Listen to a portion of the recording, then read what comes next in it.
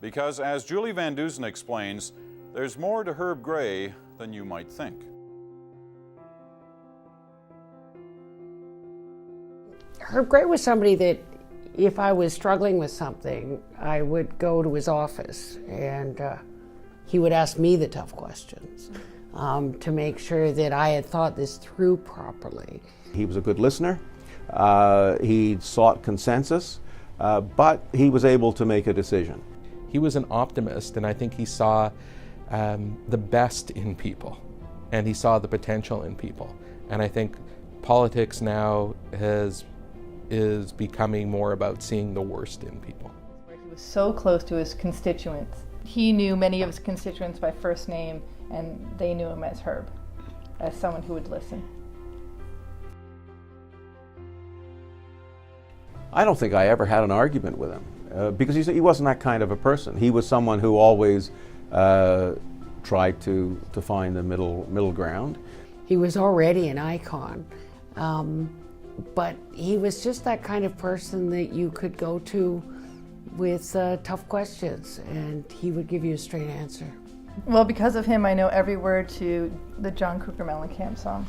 Yeah, yeah. So he had the audio tapes, and then when it moved to DVDs, just DVDs everywhere, stereos and almost everywhere. Yeah, he would listen to music constantly. So music was an important part of his life.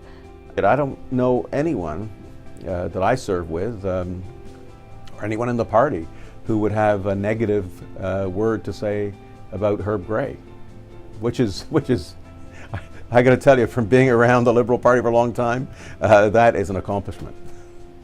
Every single day that he went into work, he knew that it was a privilege to serve his constituents and his country, and I would say in that order.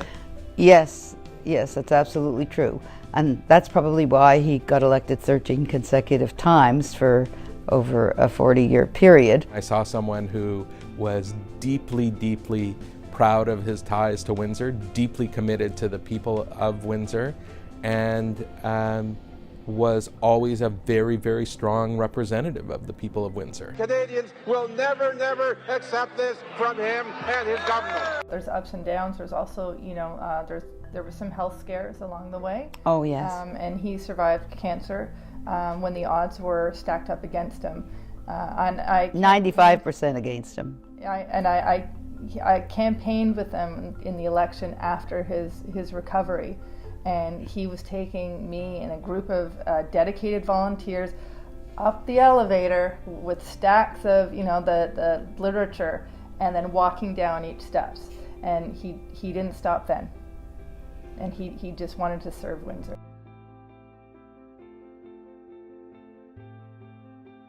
I think his belief in a democracy, his example that our democracy will only be as strong as great people running for office.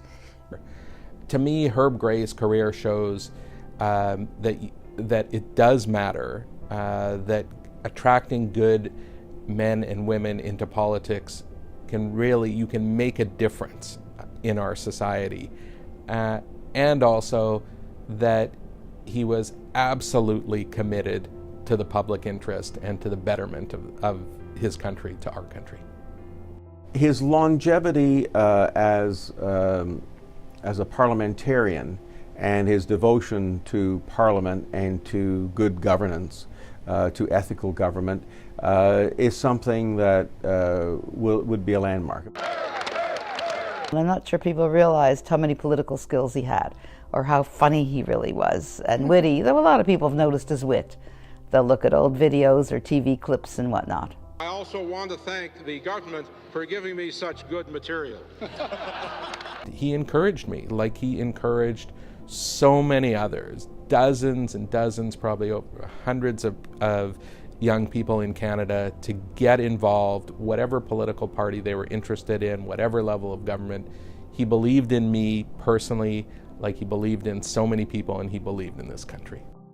But he always said he didn't want to be known for the length of his service, but the quality of his service. I think it's about all of us remembering Herb Gray and saying that's why people should want to run to be members of Parliament.